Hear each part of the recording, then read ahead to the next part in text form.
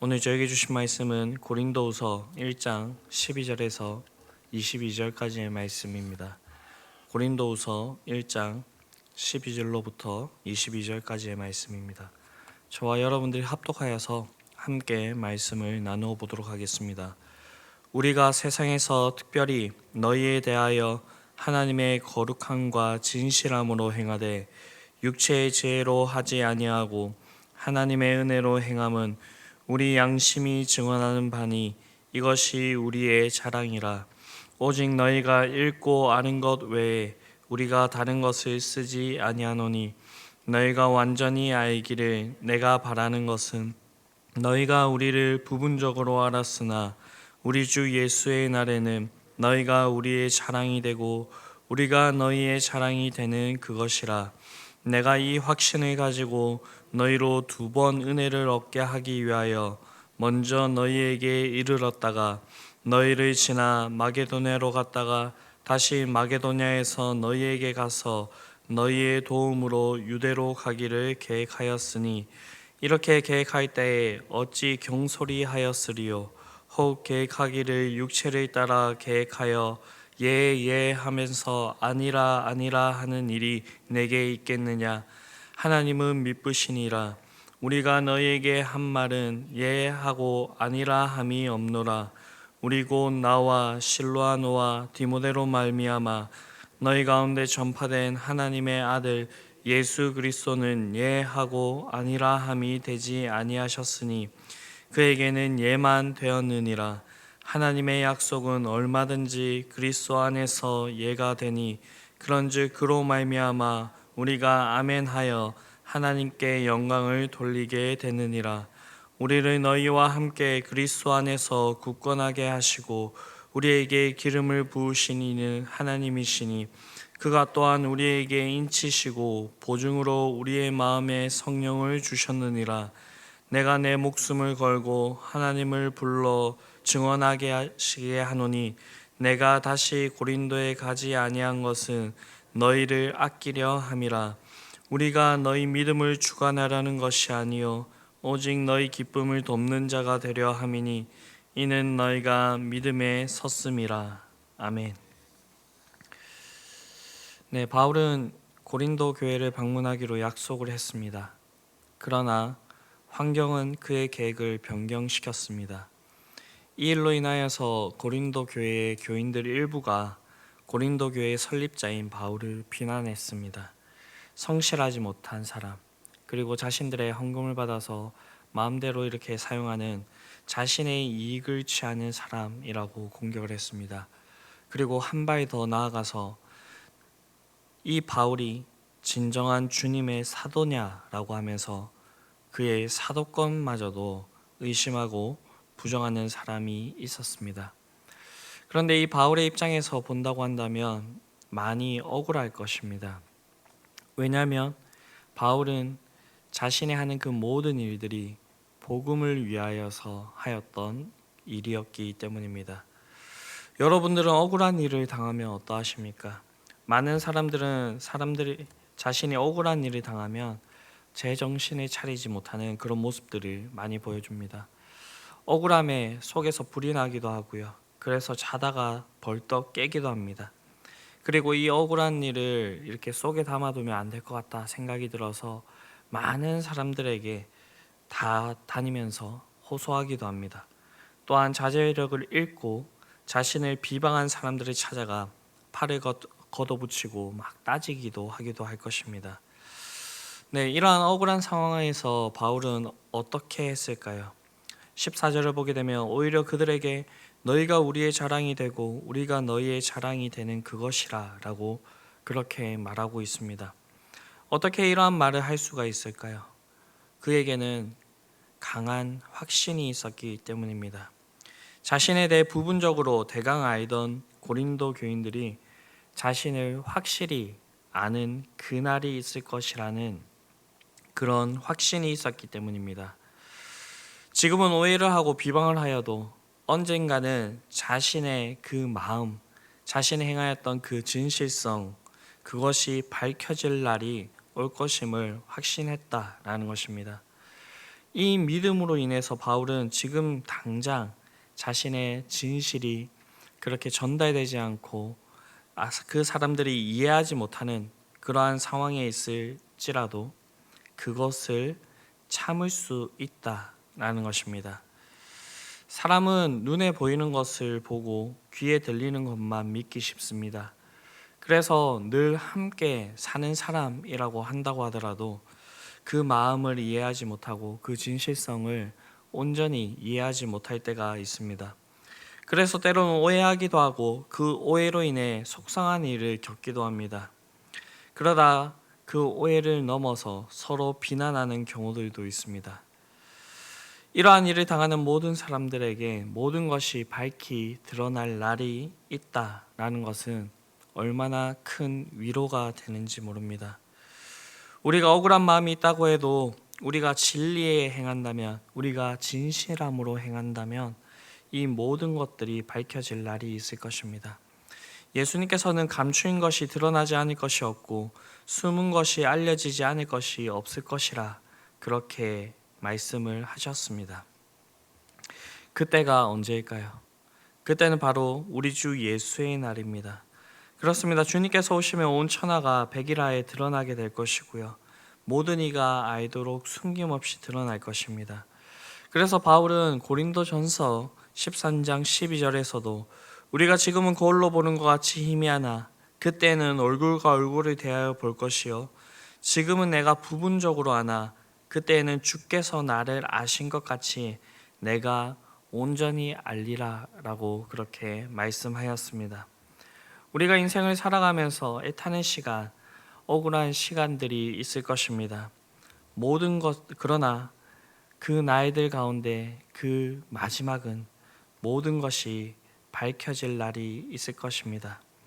그러면 여러분들의 진실이 드러나 기쁨과 영광을 얻을 그때가 이르기 전까지 우리가 해야 될 것은 진실함과 복음을 위하여서, 하나님을 위하여서 그렇게 살아가야 되는 것입니다.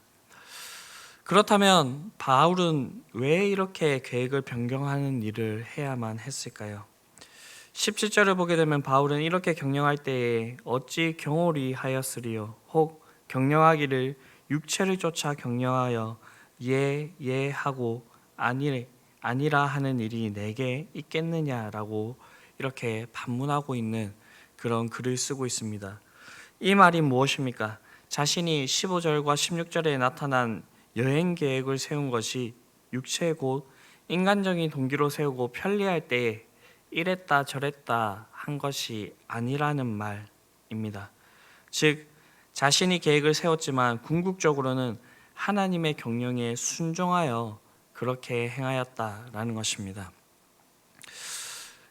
지금 편지를 쓰고 있는 이 시대, 이 시절에 고린도 교회를 방문하는 이 바울의 좋은 일만 있었던 것은 아니었던 것 같습니다.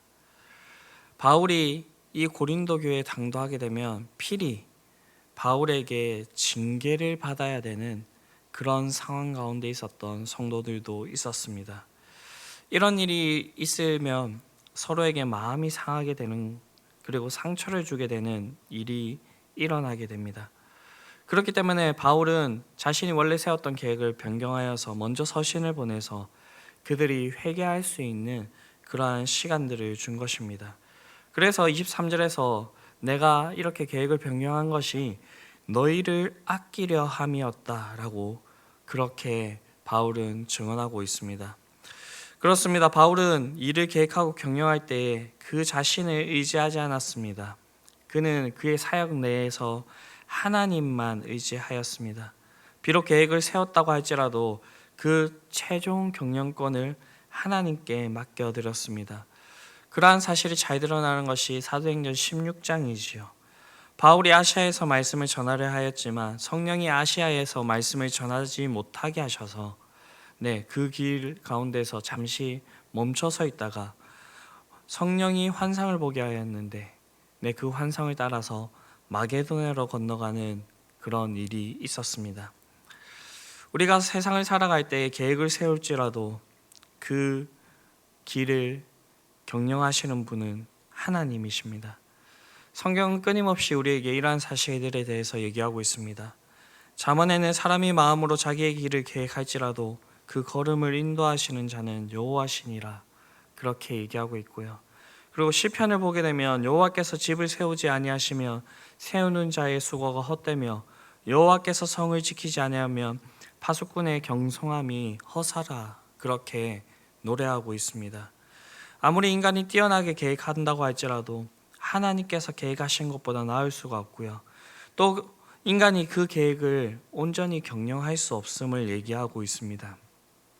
그래서 그가 고린도를 방문하고자 하는 계획을 확답하였지만 하나님의 경영을 따라서 여행 계획을 변경한 것입니다. 어느 누가 다른 성도를 상처 주고 싶겠습니까? 어느 누가 비난받는 상황에 스스로 빠져들고 싶겠습니까? 그러나 이 상처보다 또 비난보다 더 중요한 것이 있기 때문에 바울은 성령을 따라서 자신의 계획을 포기한 것입니다. 여기서 우리는 한 가지의 중요한 사실을 배우게 됩니다. 성도는 주께서 가라 하시면 가고 멈추라 하면 멈춰야 한다라는 것입니다. 우리는 인생을 살아가다 보면 가끔은 우리가 우리의 인생을 스스로 경영할 수 있다라고 그렇게 착각하기도 합니다. 그러나 너무나도 어리석은 생각이지요. 우리가 1분 뒤에 있을 그 일을 우리가 알 수 있는 그런 존재입니까? 아닙니다. 우리는 한시 그 앞에 있는 그 일조차 알지 못하는 그러한 존재입니다. 그렇기 때문에 우리는 우리의 삶의 모든 경영권을 주님께 드려야 됩니다. 목적지를 향해 나아가는 길에 이보다 더 안전하고 확신을 주는 그러한 일이 없기 때문입니다. 인간이 지혜로워봤자 얼마나 지혜로울 수가 있겠습니까?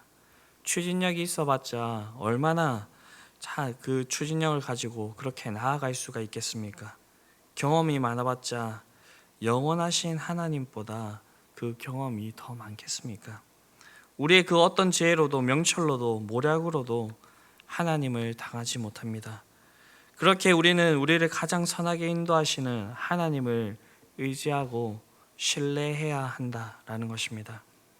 하나님을 신뢰하면서 하나님께서 주시는 길을 따라서 나아간다면 하나님께서는 이 모든 것을 협력하여서 선으로 바꾸어 주십니다. 20절을 보게 되면 하나님의 약속은 얼마든지 그리스도 안에서 예가 된다라고 바울은 그렇게 얘기하고 있습니다. 이것은 하나님의 신실하심에 대한 증거입니다. 하나님께서 거짓말하시는 분이 아니시라는 것입니다.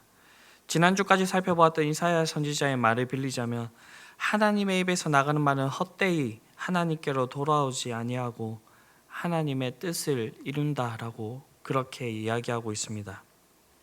민수기에서도 하나님은 사람이 아니시니 거짓말을 하시지 않으시고 인생이 아니시니 후회가 없으시다라고 그렇게 말씀하시면서 하나님께서 말씀하신 바를 행하지 않으시겠느냐 그렇게 말씀하고 있습니다. 그래서 바울은 18절에서 하나님은 미쁘시다라고 자신 있게 외치고 있는 것입니다. 이 확신에 찬 바울의 고백을 가능케 하는 가장 의미 있는 증거가 무엇이냐면 바로 예수 그리스도입니다. 예수님께서 우리에게 행해 주신 그 일들, 예수님께서 우리를 위하여서 걸어가신 그 일들, 인간적인 기준으로 본다면 다 망쳐진 것 같은 그런 계획과 같았을 것입니다. 누가 왕이 걸어가는 그 길이 십자가의 길이라고 그렇게 예상을 했겠습니까? 그 길의 끝에서 이 왕이 죽어야 된다는 것을 누가 예상이나 했겠습니까? 그러나 하나님께서는 이 모든 것을 뒤집어서 이것이 진정으로 우리에게 의미 있는 일로 그렇게 바꾸어 주셨습니다. 바울은 자신이 사역하는 이 길 가운데서 수많은 고난을 받았습니다. 그가 해고한 바에 의하면 태장으로 맞고 돌로도 맞고요. 40에 감한 매를 적어도 인생에서 5번은 맞았습니다. 이것은 그가 받은 고난의 전부가 아니었고요. 일부분이었습니다. 그리고 오늘과 같이 자신이 세운 그 교회에서 이렇게 비난받고 그리고 자신의 사도권까지도 그렇게 의심받는 그러한 일들도 당하였습니다. 그런데 바울은 뭐라고 고백을 합니까? 하나님은 미쁘시다라고 그렇게 고백을 하고 있습니다. 바울이 이렇게 고백할 수 있는 것은 바로 하나님께서 그 모든 것을 협력하여서 선으로 이루실 것을 믿었기 때문입니다. 그리고 바울은 그 사실을 예수 그리스도를 통하여서 그렇게 확신하였다라는 것입니다. 그렇기 때문에 바울은 성도를 향한 하나님의 약속이 반드시 성취될 줄로 믿었습니다. 구원의 약속, 하나님의 나라가 이 땅 가운데서도 온전히 이루어질 것이라는 그러한 사실을, 그러한 약속들을 바울은 믿었다라는 것입니다. 그렇기 때문에 바울은 자신이 고난을 당하는 중에도, 억울한 일을 당하는 중에도 하나님의 미쁘심에 대해서 이렇게 확실히 증거할 수 있었던 것입니다. 우리의 인생 가운데서도 여러 어려움과 억울한 일들이 있을 수가 있습니다. 그럼에도 불구하고 우리가 진리에 서서 우리가 진실함으로 그렇게 하나님 앞에서 행한다고 한다면 하나님께 우리의 모든 길들을 맡겨드리고 우리에게 가장 좋은 길, 선한 길로 인도하실 그 하나님을 온전히 신뢰하면서 나아가야 될 것입니다. 그렇게 할 때에 하나님께서는 언젠가 우리의 진실함과 그 진실로 행한 그 일들이 정말로 진리 위에서 행한 일이라는 것을 밝히 보여주실 것입니다. 하나님의 약속을 굳게 신뢰할 수 있는 저와 여러분들이 될 수 있게 되기를 바라고요. 우리가 인내하면서 하나님을 바라보면서 나아가는 그러한 일들이 우리의 인생 가운데 있을 수 있게 되기를 바랍니다. 언젠가 하나님의 때에 반드시 그것이 사실로 우리의 진실함이 온전히 드러날 때가 있을 것입니다. 기도하시겠습니다. 사랑과 은혜가 풍성하신 아버지 하나님, 우리에게 믿음을 주어주시고 우리가 그 믿음을 따라서 살아갈 수 있게 하여 주시며 감사를 드립니다. 그러나 우리의 이 믿음의 길 위에서 우리가 많은 일들을 당할 수 있음을 하나님 아버지 우리에게 알려주심에 감사를 드립니다. 하나님 아버지 그 일 가운데에서 하나님 아버지 우리가 정말로 중요히 여겨야 될 것이 무엇인지를 우리가 분명히 알게 하여 주시옵시고 하나님 아버지 우리에게 억울한 일, 어려운 일, 우리에게 정말로 아픔과 슬픔이 되는 일 위해서도 우리가 진리를 따라서 그렇게 나아갈 수 있도록 하여 주시옵소서. 하나님 아버지 우리는 너무나도 연약하기 때문에 우리에게 좋은 믿음의 본들을 허락하여 주심에 감사를 드립니다. 예수님께서 걸어가셨던 것처럼 우리의 믿음의 선진인 이 사도 바울이 걸어갔던 것처럼 우리가 온전히 하나님 아버지 이 길 가운데서도 하나님의 미쁘심을 하나님 아버지 고백하면서 나아갈 수 있는 그러한 믿음들을 허락하여 주시옵시고 하나님 아버지 이 일들을 통하여서 정말로 이 일들을 넘어서 하나님께서 영광 받으실 수 있는 그러한 일들이 우리의 인생 가운데 풍성히 있을 수 있게 하여 주시옵소서. 이 모든 말씀 우리를 구원하신 예수 그리스도의 이름으로 기도드립니다. 아멘.